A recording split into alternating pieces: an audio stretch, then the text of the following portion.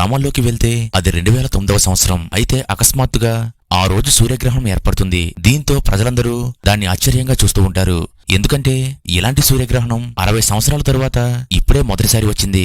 అందుకని అందరూ ఫోటోలు తీసుకుంటూ ఈ మూమెంట్ ను ఎంజాయ్ చేస్తూ ఉంటారు. అయితే ఇమ్సోల్ అనే ఈ అమ్మాయి తన కాళ్ళను కోల్పోవడం వల్ల హాస్పిటల్ బెడ్ పై నుండి ఆ సూర్యగ్రహణాన్ని చూస్తూ ఉంటుంది. మరోప్రక్క మేనేజర్ అయిన ఈ వ్యక్తి కొత్తగా స్టార్ట్ చేసిన ఎక్లిప్స్ అనే ఈ మ్యూజిక్ బ్యాండ్ కోసం కొంతమంది కుర్రాలను మ్యూజిక్ కంపెనీకి తీసుకువెళ్తూ ఉంటాడు.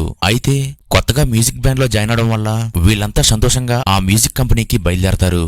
అయితే మేనేజర్ లేట్ అవుతుందని వీళ్ళని త్వరగా లోపలికి రమ్మని వీళ్ళని త్వరగా లోపలికి తీసుకెళ్తూ ఉంటాడు. అయితే మొదటిసారి ఇంత పెద్ద కంపెనీకి వచ్చిన వీళ్ళు అక్కడున్న వారందరినీ చూసి ఆశ్చర్యపోతూ ఉంటారు. అయితే వీళ్ళలో ఒక కుర్రాడు అక్కడ హీరోయిన్ ఉండడం చూస్తాడు. దీంతో ఇతడు షాక్ అయిపోయి వెంటనే ఆమె దగ్గరకు పరిగెత్తుకుంటూ వెళ్లి, మేడం నేను మీకు పెద్ద ఫ్యాన్ ని, అలాగే నాకు చిన్న కోరిక ఉందని చెప్తాడు. అయితే అక్కడ షూటింగ్ జరుగుతూ ఉండగా నువ్వు ఇలా మధ్యలోకి రాకూడదని వాళ్ళు అంటూ ఉంటారు. కానీ ఆ హీరోయిన్ మాత్రం మీరేం పట్టించుకోకండి, ఇతడు నా ఫ్యాన్, సరే చెప్పు నీ కోరిక ఏంటని ఇతను అడుగుతుంది. అప్పుడు ఇతడు వెనక్కి తిరిగి ఆ హీరోయిన్ ను తన చొక్కాపై సైన్ చేయమంటాడు. ఆ తరువాత వీరంతా కలిసి తాము రికార్డ్ చేయబోయే షో దగ్గరికి వెళ్తారు. అలాగే వీళ్ళు స్టూడియో లోపలికి వచ్చి ఇక మనం స్టార్ట్ చేద్దామంటూ వాళ్ళందరికీ నమస్కారం చేస్తారు. ఆ తరువాత రేడియోలో వీళ్ళంతా తాము కొత్తగా మ్యూజిక్ సిరీస్ ని స్టార్ట్ చేస్తున్నామని ఒక్కొక్కరుగా ఇంట్రడక్షన్ ఇస్తూ ఉంటారు. మరోపక్క ఇమ్సోల్ హాస్పిటల్ బెడ్ పై పడుకుని హాస్పిటల్ కిటికీలో నుండి ఆ సూర్యగ్రహణాన్ని చూస్తూ ఉంటుంది.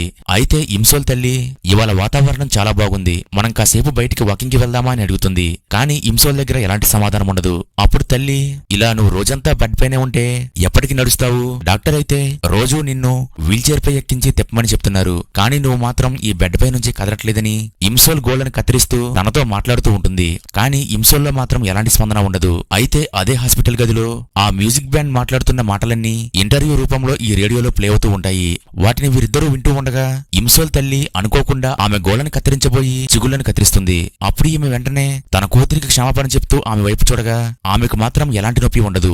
దీంతో ఈమె బాధపడుతూ ఆ గాయాన్ని పట్టుకుని, నేను కొంచెం లోతుగా కట్ చేశాను, నన్ను క్షమించు, ఇప్పుడే ఆయింట్మెంట్ తెస్తానని వెళ్లబోతూ పక్కనే ఉన్న ఫ్లవర్ కుండీకి తగిలి ఆ గాజు కుండీ కింద పడి పగిలిపోతుంది. అప్పుడు అమ్మ మళ్ళీ ఇవాళ నాకేమైంది, సరే ఆగు వచ్చి క్లీన్ చేస్తానంటూ అక్కడ నుండి వెళ్ళిపోతుంది. అప్పుడు ఇమ్సోల్ కింద పడి ఉన్న ఆ గాజు మొక్కల్ని చూడగానే ఆమెకు జీవితం మీద విరక్తి పుట్టి సూసైడ్ చేసుకోవడానికి ఒక ఆలోచన వస్తుంది. వెంటనే ఈమె ఆ కింద పడి ఉన్న గాజు మొక్క తీసుకుని చనిపోవాలని నిర్ణయించుకుంటుంది. మరోపక్క ఈ మ్యూజిక్ బ్యాండ్ ఒక్కొక్కరిగా ఆడియన్స్ కి ఫోన్ చేస్తూ ఉంటారు. అయితే అందులో భాగంగా సుంజయ్ అనే ఈ కుర్రాడు ఒక కాల్ చేస్తాడు. అయితే ఆ ఫోన్ అనుకోకుండా ఈ అమ్మాయికే వస్తుంది. కానీ ఇమ్సోల్ మాత్రం ఆ ఫోన్ లిఫ్ట్ చేయదు. అప్పుడు మ్యూజిక్ కంపెనీలో ఉన్న వీరంతా కాల్ ఎవరూ లిఫ్ట్ చేయట్లేదంటని ఆలోచిస్తూ ఉంటారు. అయితే ఆ హాస్పిటల్లో ఉన్న మిగతా పేషెంట్లు నువ్వు త్వరగా ఫోన్ లిఫ్ట్ చేయి, మాకేంటి డిస్టర్బెన్స్ అంటూ ఈమెపై విసుక్కుంటూ ఉంటారు. అప్పుడు ఇమ్సోల్ ఆ గాజు మొక్కను దాచేసి ఫోన్ ఎవరో చూద్దామంటూ మెల్లగా పైకి లేచి ఆ ఫోన్ ను లిఫ్ట్ చేస్తుంది. అప్పుడు ఫోన్ లో సుంజయ్, హలో మీకు నా మాట వినపడుతుందా అని అంటాడు. కానీ ఈమెకు ఆశ్చర్యంగా అనిపించి ఎవరు మీరు అని అంటుంది. నా పేరు సుంజయ్, మేము కొత్తగా మ్యూజిక్ కాన్సర్ట్ ను స్టార్ట్ చేస్తున్నామని అంటాడు. అయితే మీరెవరో నాకు తెలియదు అనేసరికి వీళ్ళు ఆశ్చర్యపోతూ ఉంటారు. అలాగే 2 నెలల క్రితం మేము ఒక మ్యూజిక్ బ్యాండ్ స్టార్ట్ చేశాము, మీకు తెలియకపోవడం ఆశ్చర్యంగా ఉందని అంటారు. ఆ తరువాత అక్కడ ఉన్న యాంకర్, సరే మేడం మేము మీ ఫోన్ కట్ చేస్తున్నాము, అలాగే మాకు లైన్ లో కనెక్ట్ అయినందుకు మీకు ఒక జత రన్నింగ్ షూస్ ఇస్తాము, వాటిని మీరు వేసుకుని ఈ అందమైన ప్రకృతిలో తిరగాలని మేము ఆశిస్తున్నామంటూ ఈ అమ్మాయితో చెప్తారు. కానీ ఈ మాటలు వినగానే నాకు మీ దగ్గర నుంచి ఎలాంటి షూస్ అక్కర్లేదని చెప్తుంది. ఆమె మాటలకు వీరంతా షాక్ అయిపోతారు. కానీ అప్పుడు ఇమ్సోల్, మీరు నాకు ఎంత కాస్ట్లీ షూస్ ఇచ్చినా సరే నేను ఈ హాస్పిటల్లో నుంచి కదలలేను, నా జీవితం మొత్తం ఈ బెడ్ పైన అయిపోయేలా ఉంది, నేను మళ్లీ తిరిగి ఎలా నడుస్తానని నాకు ఈ షూ ఇస్తానంటున్నారని వాళ్లపై కోప్పడుతూ ఉంటుంది. నేనసలే మానసికంగా విసిగిపోయి ఉంటే మీరెందుకని నాకు ఫోన్ చేసి ఇలా విసిగిస్తున్నారని వాళ్లపై దెబ్బలాడుతూ ఉంటుంది.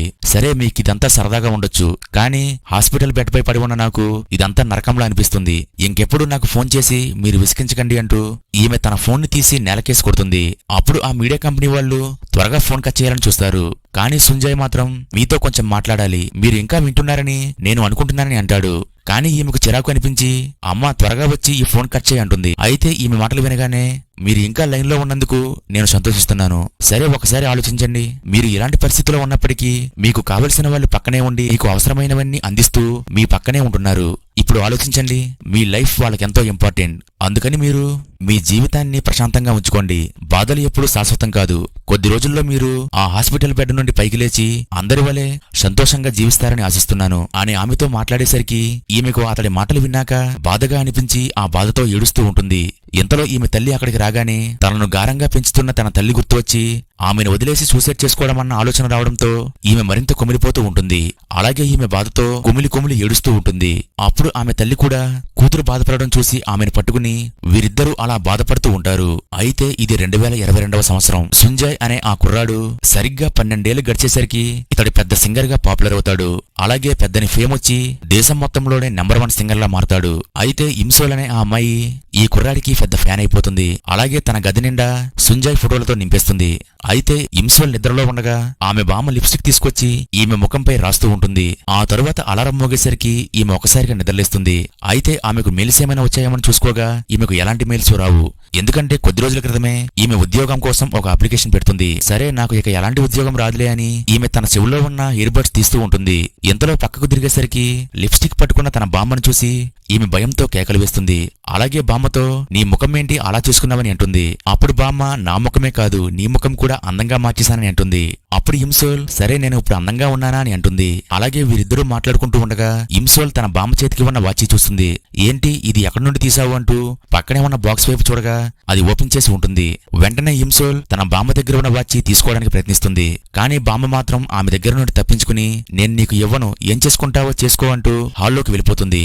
అప్పుడు ఇమ్సోల్ తన వీల్ చైర్ పై వచ్చి బామ్మ దగ్గర ఉన్న ఆ వాచ్ లాక్కోవడానికి ప్రయత్నిస్తుంది. కానీ ఆమె ఇవ్వకపోవడంతో ఇమ్సోల్ అమ్మ అక్కడికి వస్తుంది. అప్పుడు అమ్మతో నువ్వు ఎలా అయినా సరే బామ్మ దగ్గర ఉన్న వాచ్ తీసుకో, అది సుంజయ్ వాచ్, నేను ఎంతో కష్టపడి సంపాదించాను అని చెప్తుంది. అదే సమయంలో ఆఫీసు నుంచి ఈమె కొడుకు వస్తాడు. అలాగే ఆఫీసులో విసుకుపోయానని త్వరగా తినడానికి ఏమైనా ఏర్పాటు చేయమని చెప్తాడు. అప్పుడు ఇమ్సోల్ బయటికి వచ్చి తన అన్నను చూసి ఎలా అయినా సరే ఆమె దగ్గర ఉన్న వాచ్ తీసుకోవా అని అడుగుతుంది. కానీ అన్న మాత్రం కాసేపు వాడుకుని ఆమె ఇచ్చేస్తుందిలే, కంగారు పడుకొని అంటాడు. కానీ బామ్మ ఆ వాచ్ ని ఆపరేట్ చేయడానికి ప్రయత్నిస్తుంది. దీంతో ఈమెకు మరింత కంగారు వచ్చి అమ్మ ఎలా అయినా సరే ఆ వాచ్ లాక్కోవా, అది నాకు చాలా ఇంపార్టెంట్ అని అంటూ ఉంటుంది. అప్పుడు అమ్మ సరే తీసుకుంటానని తన తల్లితో నీకు ఇష్టమైన జుజుబీ స్వీట్ చేస్తాను, నువ్వు ఇప్పుడు ఆ వాచ్ నాకు ఇచ్చేస్తావా అని అంటుంది. అయితే స్వీట్ చేస్తానని చెప్పగానే బామ్మ సంతోషిస్తూ ఆ వాచ్ ని ఇచ్చేయడానికి ఒప్పుకుంటుంది. వెంటనే తల్లి ఆ వాచ్ తీసుకుని ఇమ్సోల్ కి తిరిగి ఇచ్చేస్తుంది. ఒక వాచ్కి ఎంత రాద్ధాంతం చేస్తున్నావా అని ఇమ్సోల్ ని తిడుతుంది. కానీ ఇమ్సోల్ మాత్రం ఇదేమైనా నీకు సాధారణ వాచ్లా ఉందా, దీని వేలంలో నేను 15 లక్షలు పెట్టి కొనుగోలు చేశానని చెప్తుంది. ఇది వినగానే తల్లి షాక్ అయిపోతుంది. ఏంటి 15 లక్షలు అనేసరికి సారీ మర్చిపోయి 15 లక్షలు అన్నాను, 15,000కే కొనుగోలు చేశానని అబద్ధం చెప్తుంది. అప్పుడు అమ్మ సరేగాని ఇవ్వాలే కదా, ఆ మ్యూజిక్ కాన్సెప్ట్ ఉంది అని అంటుంది. అప్పుడు ఇమ్సోల్ అవును ఇవ్వాలే, 5 ఏళ్ల తర్వాత మా హీరో ఇవాళే కాన్సెప్ట్ మళ్లీ పెట్టాడని అంటుంది. మరోపక్క ఆ మ్యూజిక్ కాన్సెప్ట్ కోసం ఏర్పాట్లు జరుగుతూ ఉంటాయి. అలాగే సుంజయ్ని కూడా కాన్సెప్ట్ కోసం రెడీ చేస్తూ ఉంటారు. ఇంతలో మేనేజర్ అక్కడికి వచ్చి సుంజయ్తో నువ్వెందుకని ఆ మూవీ డైరెక్టర్ తో సినిమా తీయనని చెప్పావు, నీకు అసలు ఏం జరుగుతుందో అర్థమవుతుందా అని అంటాడు. సరే నీకేమైనా బ్రేక్ కావాలంటే ముందు ఈ సినిమా పూర్తి చేయి, తర్వాత కొద్ది రోజులు ట్రిప్కి వెళ్ళని అంటాడు. కానీ సుంజయ్ మాత్రం నాకు కావాల్సింది బ్రేక్ కాదు, నేను రిటైర్ అవుతానని చెప్తాడు. అప్పుడు మేనేజర్ నీకేమైనా అసలు మతుందా, ఒక్కసారి బయటికి వెళ్లి చూడు, నీ పర్ఫార్మెన్స్ కోసం నీ ఫ్యాన్స్ లక్షల్లో వచ్చి నీ కోసం వెయిట్ చేస్తున్నారని చెప్తాడు. అప్పుడు సుంజయ్ మాత్రం ఆ మేనేజర్ మాటలు ఏమాత్రం పట్టించుకోడు. మరోపక్క ఇమ్సోల్ ల్యాప్టాప్ లో తన స్నేహితురాలి యూట్యూబ్ వీడియోని ఎడిట్ చేస్తూ ఉంటుంది. అలాగే ఆమెతో ఫోన్లో మాట్లాడుతూ ఆమెకు కావలసినట్లుగా వీడియో చేస్తూ ఉంటుంది. ఆ తరువాత ఆ వీడియో ఎడిట్ చేశాక టైం చూసుకోగా 4:30 అవబోతుంది. అప్పుడు ఈమె అయ్యో నాకు కాన్సర్ట్ కి లేట్ అవుతుందని తనకు కావలసిన వస్తువులన్నీ ఒక్కొక్కటిగా తీసుకుని ఆ మ్యూజిక్ కాన్సర్ట్ కి బయలుదేరుతుంది. అప్పుడు ఈమె నేను అసలైందే మర్చిపోయానని మళ్లీ వెనక్కెళ్లి తన కబోర్డ్ లో ఉన్న ఆ కాన్సర్ట్ టికెట్ తీసుకుంటుంది. అలాగే ఈమె తన వీల్ చైర్ తీసుకుని అక్కడ నుండి వెళ్లిపోతూ తన రూమ్ లో ఉన్న ఆ సుంజయ్ ఫోటో చూసి ఇవాళ నిన్ను మొదటిసారి చూస్తున్నానంటూ ఆ మ్యూజిక్ కాన్సర్ట్ లో కలుసుకుందామని అతడికి బాయ్ చెప్పి లవ్ యూ సో మచ్ అంటూ తన రూమ్ లో నుంచి బయటకు బయలుదేరుతుంది. ఆ తరువాత ఈమె తన స్నేహితురాలి కారులో ఆ మ్యూజిక్ కాన్సర్ట్ కి వెళ్తూ ఉంటుంది. అలాగే తన ఫ్రెండ్ తో నన్ను అక్కడికి తీసుకువెళ్తున్నందుకు నాకు హ్యాపీగా ఉంది, అలాగే నీకు చాలా థ్యాంక్స్ అని చెప్తుంది. కానీ ఫ్రెండ్ మాత్రం నేను కారు తీసుకున్నాక ఒక్కసారి కూడా నువ్వు నాతో రాలేదు కదా, మొత్తానికి ఈ కాన్సెప్ట్ పేరు మీద నాతో వస్తున్నావని అంటుంది. అలాగే నీకోసం గిఫ్ట్ గా ఒక బ్యాగ్ తెచ్చాను, అదేంటో చూడు ఒకసారి అని అంటుంది. అప్పుడు ఇమ్సోల్ అదేంటా అని ఆ బ్యాగ్ తీసి అందులో ఉన్న ఆల్బమ్ చూసి షాక్ అయిపోతుంది. అదేంటంటే సుంజయ్ చదివిన హై స్కూల్ నుంచి ఫోటో ఆల్బమ్ తీసుకొస్తుంది. ఇది నేను చాలా కష్టపడి నా జూనియర్ ఫ్రెండ్ నుంచి తెప్పించాను, ఇందులో సుంజయ్ ఉన్నాడేమో చూసుకో అని అంటుంది. అప్పుడు ఇమ్సోల్ ఆనందపడుతూ సుంజయ్ అప్పుడు ఏ క్లాస్ లో ఉన్నాడో చూద్దామంటూ క్లాస్ 5 ఓపెన్ చేసేసరికి అందులో సుంజయ్ ఫోటో కనపడుతుంది. అప్పుడు ఇమ్సోల్ అతడి ఫోటో చూడగానే ఇతడేంటి ఎంత క్యూట్ గా ఉన్నాడు, నాకప్పుడు కనబడి ఉంటే ఇతన్ని కిడ్నాప్ చేసేదాన్ని అని అంటుంది. అలాగే తన ఫ్రెండ్ తో ఈ స్కూల్ మన స్కూల్ పక్కనే ఉంది కదా, కానీ నేనేంటి ఎప్పుడూ అతన్ని చూడలేదు అని అంటుంది. అప్పుడు ఫ్రెండ్ ఆ సమయంలో అతడు సాధారణ విద్యార్థి మాత్రమే, అలాంటి సాధారణమైన మనిషి ఇప్పుడు ఎంత పెద్ద సింగర్ అవుతాడని మనకెలా తెలుస్తుంది, అందుకే మనం అప్పట్లో పట్టించుకోలేదని అంటుంది. అలాగే ఇమ్సోల్ తన ఫ్రెండ్ తో నేను ఇతడు ఫోటో కట్ చేసుకోవచ్చా అని అంటుంది.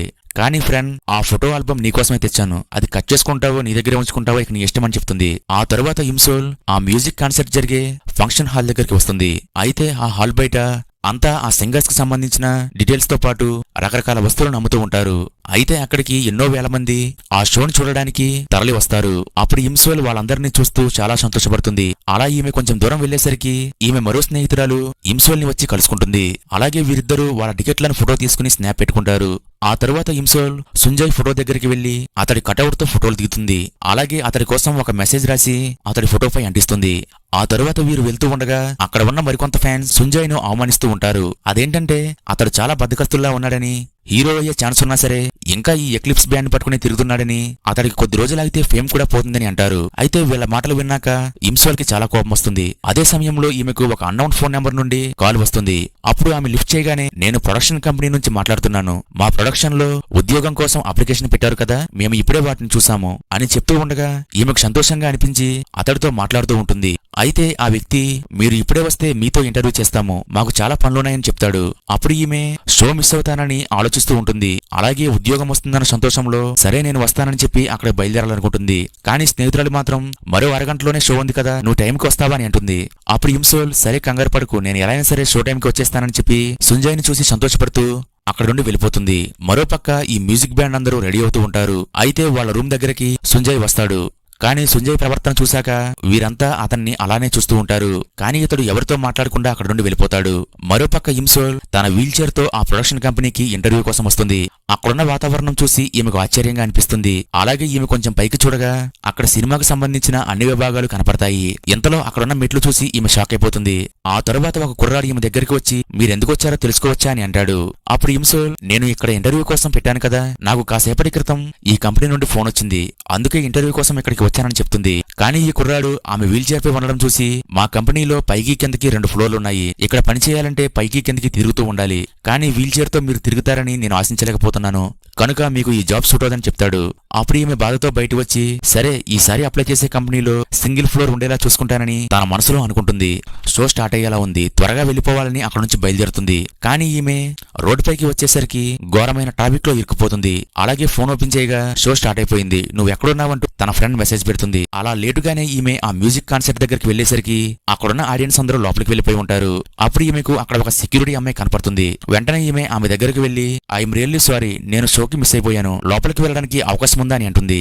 కానీ సెక్యూరిటీ మాత్రం, అయ్యో మీరు ఇంకా బయటే ఉన్నారా, ఇప్పటి వరకు లోపలికి రాకుండా ఏం చేశారని అంటుంది. కానీ నేనేమీ చేయలేను, షో స్టార్ట్ అయిపోయింది కాబట్టి గేట్స్ క్లోజ్ చేశామని చెప్తుంది. అప్పుడు ఇమ్సోల్ ఎలా అయినా లోపలికి వెళ్లాలని ఒక నాటకం స్టార్ట్ చేస్తుంది.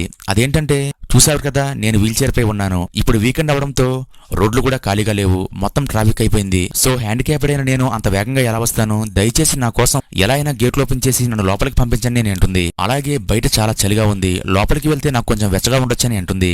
అయితే ఈమె మాటలు విన్నాక ఆ సెక్యూరిటీ అమ్మాయి కన్విన్స్ అయ్యి, సరే నేను లోపలికి పంపుతాను, కానీ అందుకు నువ్వు నీ దగ్గర ఉన్న టికెట్ చూపించని అంటుంది. అప్పుడు ఇమ్సోల్ సంతోషంగా తన బ్యాగ్ లో ఉన్న టికెట్ తీస్తూ ఉంటుంది. కానీ ఈమెకు బ్యాగ్ లో టికెట్ కనపడదు. అప్పుడు ఈమె బాగా ఆలోచించగా ఈమె బస్సు ఎక్కేటప్పుడు కార్డు తీయబోతుండగా ఆ టికెట్ జారిపోయినట్లు గుర్తు వస్తుంది. కానీ అంతలోనే ఆ హాల్ లోపల మ్యూజిక్ కాన్సర్ట్ స్టార్ట్ అయిపోతుంది. కానీ ఈమెకు లోపలికి వెళ్ళడానికి అవకాశం లేకపోవడంతో ఈమె బయట నుంచే మ్యూజిక్ వింటూ ఆ షోని ఎంజాయ్ చేయాలనుకుంటుంది. మరోపక్క సింగర్స్ అందరూ ఒకరి తర్వాత ఒకరు పాటలు పాడుతూ మ్యూజిక్ వాయిస్తూ ఆ షోనంతా సక్సెస్ఫుల్ గా రన్ చేస్తూ ఉంటారు. అయితే ఇమ్సోల్ మాత్రం బయట నుండే వింటూ ఎంజాయ్ చేస్తూ ఉంటుంది. కాసేపటి తర్వాత సుంజయ్ మైక్ తీసుకుని, నేను మొదటిసారి పాడిన నా మొదటి సాంగ్ ను మీకోసం మళ్ళీ ఇప్పుడు పాడబోతున్నానని చెప్తాడు. అయితే ఈమెకు మాత్రం కొంచెం కొంచెంగానే ఆ మాటలు వినపడతాయి. ఇదేంటి, ఇది సుంజయ్ వాయిస్ లా ఉందని అనుకుంటూ ఉంటుంది. అప్పుడు సుంజయ్ తన సాంగ్ ను పాడడం స్టార్ట్ చేస్తాడు. నిజానికి ఆ సాంగ్ లో ఉన్న లిరిక్స్ అన్ని తనకు ఫస్ట్ టైం ఇమ్సోల్ ఫోన్ చేసినప్పుడు ఆమె బాధను అర్థం చేసుకుని దానిని పాటలాగా మారుస్తాడు. అయితే ఆ లిరిక్స్ వినగానే ఈమెకు తన పాత రోజులు గుర్తు వచ్చి బయట ఉండి ఎమోషనల్ అవుతూ ఉంటుంది. అలాగే ఆ పాటలో డెప్త్ బాగా ఉండడం వల్ల అది బాగా ఫేమ్ వచ్చి చాలా సక్సెస్ అవుతుంది. అలా ఆ కాన్సెప్ట్ పూర్తవగానే జనమంతా బయటికి వచ్చేస్తారు. అప్పుడు ఇమ్సోల్ తన వీల్ చైర్ పై షాక్ అయ్యి అలానే వెళ్తూ ఉంటుంది. బయట ఉన్న నాకే ఇంత ఆనందంగా ఉందంటే ఒకవేళ లోపల నుంచి ఆ షో చూస్తుంటే ఈ పాటికి నేను ఆనందంతో చచ్చిపోయి ఉండేదాన్ని అని అనుకుంటుంది. ఎంతటితో ఎపిసోడ్ 1 ముగిసింది. ఎపిసోడ్ 2లో ఏం జరుగుతుందో చూడాలంటే ఈ వీడియో లైక్ చేసి ఎపిసోడ్ 2 అని కామెంట్ చేయండి. అలాగే ఇలాంటి డ్రామా వీడియోలు రోజు చూడాలంటే ఈ వీడియోని లైక్ చేయడంతో పాటు మన ఛానల్ని సబ్స్క్రైబ్ చేసుకోండి.